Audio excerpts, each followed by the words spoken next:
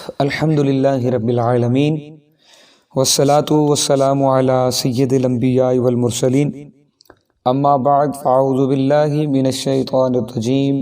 بسم اللہ الرحمن الرحیم۔ الحمدللہ، اللہ تعالیٰ کا لاکھ لاکھ شکر ہے، مالک الملک نے اپنی یاد کی توفیق اور موقع عنایت فرمایا۔ لاکھوں اور کروڑوں درود حضرت محمد مصطفیٰ صلی اللہ تعالیٰ علیہ وآلہ وسلم آپ کی ذات اقدس پر، جن کی طفیل مالک الملک نے ہم سب پہ یہ مہربانی فرمائی۔ ناظرین، اس بات سے آپ بھی واقف ہیں اور میں بھی جانتا ہوں کہ ہمارے معاشرے میں اس شخص کو بہت عقل مند گردانا جاتا ہے، اسے لوگ دانا آدمی کہتے ہیں، ذی شعور کہتے ہیں، کہ جو اپنی آنے والی زندگی کو پلان کر لیتا ہے، آنے والے دنوں میں کیا ہونا چاہیے یہ پہلے سے اس کو مینج کر کے رکھتا ہے، یعنی آنے والا کل آج کیسے درست کیا جاتا ہے اس کے بارے میں سوچتا ہے۔ تو جو سوچتا ہے یقیناً اللہ تعالیٰ اس کی مدد کرتے ہیں، اور جس طرح میں نے ایک ویڈیو میں آپ سے پہلے کہا تھا کہ انسان کو وہی کچھ ملتا ہے جس کے بارے میں وہ کوشش کرتا ہے، تو کوشش کرنی چاہیے، بہت اچھی بات ہے۔ آج اپنے کل کے لیے سوچیں گے تو یقیناً بہت سے فائدے ملیں گے، آپ کو اچھے نتائج ملیں گے۔ اور جو لوگ نہیں سوچتے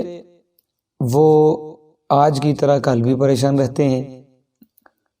تو اللہ تعالیٰ ہمیں اپنے روشن کل کے لیے سوچنے کی توفیق عطا فرمائے۔ کتنے مقدر والا ہے وہ، کتنے نصیب والا ہے وہ جو اس زندگی میں اپنی اگلی زندگی کے بارے میں سوچ لیتا ہے۔ جس طرح دانا لوگ آج کل کے بارے میں سوچ لیتے ہیں، اسی طرح جو اللہ والے ہیں، جنہیں اللہ کا خوف ہے اور جنہیں اپنی روشن قبر کی فکر ہے، وہ بھی اپنے کل کے لیے یعنی کہ اس زندگی میں اس زندگی کے لیے بہت کچھ سوچتے ہیں۔ میرا پیغام یقیناً آپ سمجھ گئے کہ ہمیں چاہیے کہ جس طرح اپنے کل کو روشن دیکھنے کے لیے ہم بڑی فکر کرتے ہیں، اسی طرح اس زندگی میں اس زندگی کو یعنی قبر کی زندگی کو کیسے روشن کیا جائے گا اس کے بارے میں بھی سوچنا چاہیے۔ چونکہ مرنے کے بعد بندہ کوئی اعمال نہیں کر سکتا، مرنے کے بعد بندہ کوئی نیکی نہیں کر سکتا، کسی کے ساتھ کسی کی عیادت نہیں کر سکتا، کسی کی مدد نہیں کر سکتا، یعنی سارے نیکی کے کام وہ زندگی میں ہی کیے جا سکتے ہیں، مرنے کے بعد ایسا کوئی بھی کام آپ نہیں کر سکتے۔ تو زندگی میں ہی ایسے کام کر جائیں کہ جن کے بارے میں حضور نبی کریم صلی اللہ علیہ وآلہ وسلم کا ارشاد گرامی ملتا ہے کہ مرنے کے بعد ساری بندے کے سلسلے جو ہیں اعمال کے وہ منقطع ہو جاتے ہیں، لیکن 3 عمل ایسے ہیں، 3 سلسلے ایسے ہیں کہ جو مرنے کے بعد بھی منقطع نہیں ہوتے۔ یعنی بندہ مر کے اس دنیا کو چھوڑ کے اگلی دنیا میں چلا بھی جائے تو یہ 3 عمل ایسے ہیں کہ جو مرنے کے بعد بھی فائدہ دیتے ہیں۔ ان میں سے جو سب سے پہلا عمل ہے وہ صدقہ جاریہ ہے۔ صدقہ جاریہ کے بعد وہ نفع بخش علم ہے جو آپ نے کسی کو سکھا دیا، اور تیسری چیز صالح اولاد ہے جو آپ کے لیے دعا کرتی رہے۔ اب صدقہ جاریہ اس کی بہت سی اقسام ہیں، اس پہ انشاءاللہ گفتگو کرتے ہیں، لیکن تھوڑا سا پیچھے آ کے یہ دیکھیں کہ ہم نے ساری زندگی جس مال کو جمع کرنے میں لگا دی، دن رات محنت کی، حلال حرام کی تمیز کیے بغیر، اللہ تعالیٰ حلال ہی کھانے کی توفیق عطا فرمائے۔ تو ہم نے اتنی دوڑ لگا کے جسے جمع کیا، وہ مال تو جب بندے کی سانس بند ہو جاتی ہے اسی وقت ساتھ چھوڑ دیتا ہے، وہ جو اپنا تھا بیگانہ ہو گیا۔ اس کے بعد عزیز، رشتہ دار، بچے، والدین، یہ سب قبر تک تو آپ کے ساتھ جائیں گے، قبر میں بڑے احترام کے ساتھ آپ کو رکھیں گے، آپ کی نماز جنازہ پڑھی جائے گی۔ میں اور آپ اس بات سے باخبر ہیں کہ کوئی بھی کتنا بھی اچھا دوست ہو، کوئی بھی کتنا عزیز بندے کا ساتھی کیوں نہ ہو، لیکن قبر میں تو کوئی ساتھ نہیں جاتا۔ قبر میں تو صرف اپنی جان کو لے کے جانا ہے، میں نے اور آپ نے۔ تو جب وہاں اکیلی جان نے جانا ہے اور ساتھ اچھے یا برے اعمال جائیں گے، اچھے اور برے اعمال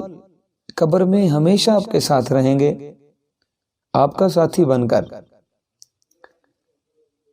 تو اچھے اعمال اگر کریں گے تو امید ہے کہ اس کا نتیجہ بھی اچھا ہی نکلے گا، کیونکہ نبی کریم صلی اللہ علیہ وسلم نے فرمایا جو اعمال اچھے ہوتے ہیں وہ قبر میں ایک اچھے رفیق کی مانند آپ کے ساتھ رہتے ہیں، اچھے ساتھی کی مانند آپ کے رہتے ہیں۔ نماز آپ کا ساتھی بن کے آئے گی، قرآن کی تلاوت آپ کا ساتھی بن کے آئے گی، صدقہ و خیرات قبر میں آپ کا ساتھی بن کے رہے گی۔ تو ابھی جو بات ہم نے شروع کی کہ 3 عمل ایسے ہیں جن کا مرنے کے بعد بھی فائدہ ہوتا رہتا ہے، اس میں صدقہ جاریہ۔ صدقہ جاریہ کسی نے کوئی مسجد بنوا دی، وہ صدقہ جاریہ ہے، جب تک لوگ اس میں نماز پڑھتے رہیں گے آپ کے نامہ اعمال میں ثواب درج ہوتا رہے گا۔ آپ نے کوئی ہسپتال بنوا دیا، لوگ وہاں سے فائدہ لے رہے ہیں، آپ کے نامہ اعمال میں ثواب جمع ہوتا رہے گا۔ علم نافع، اگر آپ نے کسی کو قرآن پاک پڑھا دیا، اگر آپ نے کسی کو حدیث پاک پڑھا دی،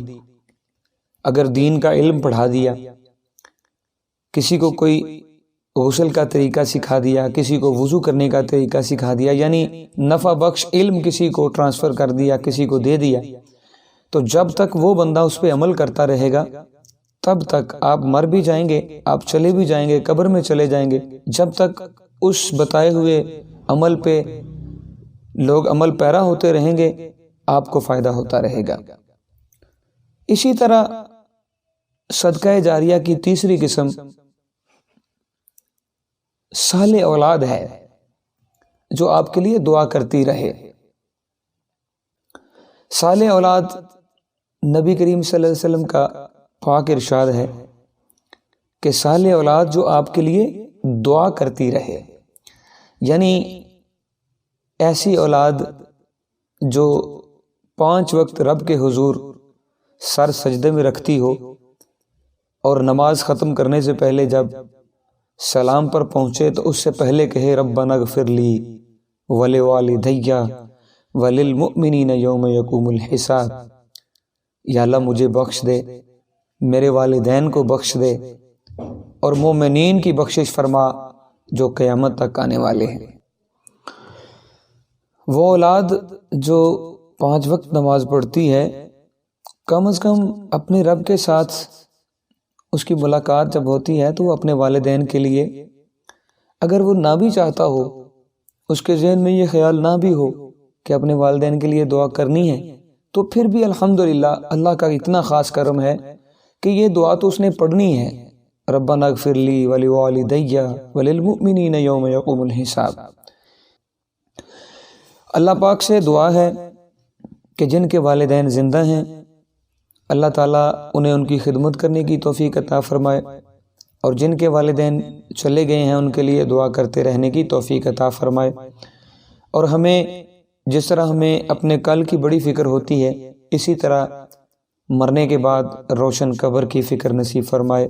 وما علینا الا البلاغ المبین۔ السلام علیکم ورحمۃ اللہ وبرکاتہ۔